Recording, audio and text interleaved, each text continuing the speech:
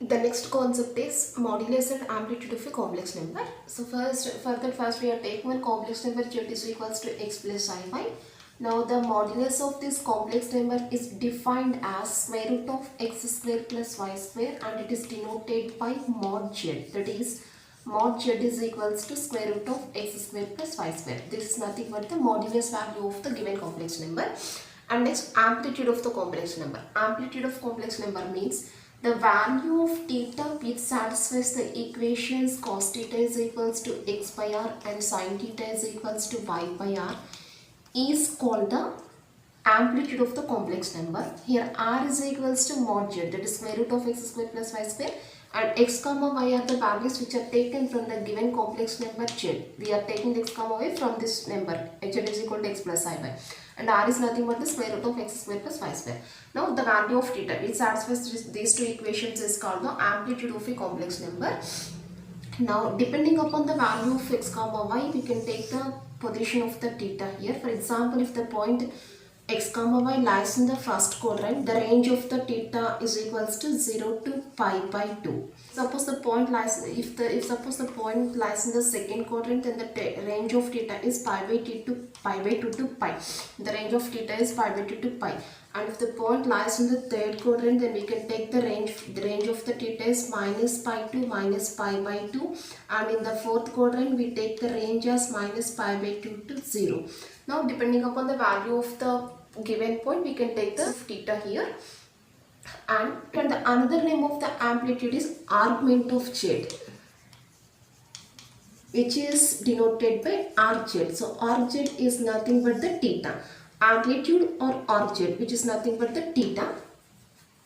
And the expression cos theta plus I sin theta is denoted by cis theta. This is the simplified form of the cos theta plus I sin theta. Now cos theta plus I sin theta is equal to cis theta, which is read as cis theta. And here we have some formulas.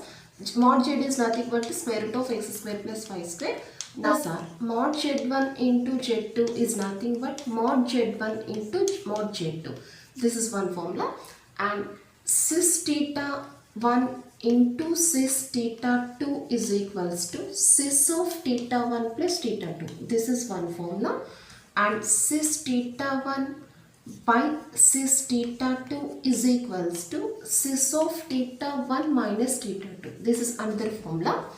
And next one, rz1 into z2 is equals to rz1 plus rz2. This is one formula.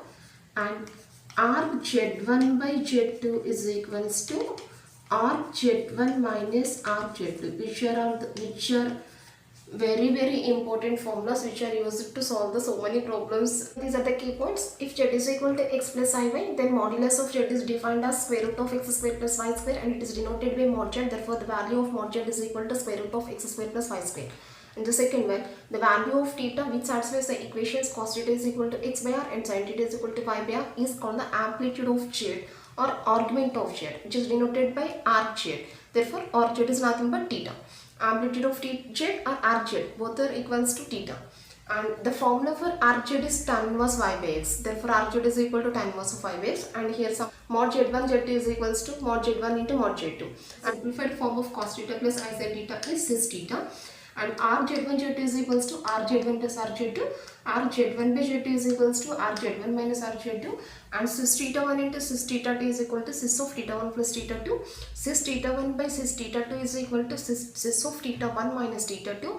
And rz bar is equal to minus rz. Here z bar is the conjugate of z.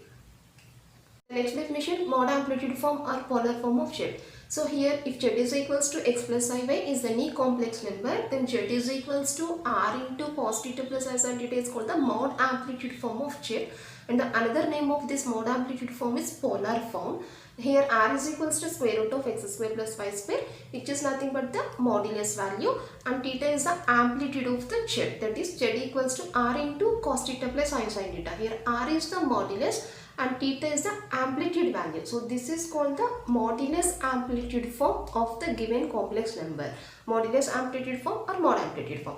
Now depending upon the position of the point, we can take the values of theta here. Here r is simply nothing but the square root of x square plus y square. But to take the value of theta, we are using some conditions here. For example, if the given point P lies in the first quadrant, then we are taking the angle is equals to theta. And if the point lies in the second quadrant, then we are taking the angle is equal to pi minus theta. And coming to the third quadrant, we take the angle as minus pi plus theta. And in the fourth quadrant, we take angle is equals to minus theta. These are the conditions which are used to change the given complex number into the mod amplitude form.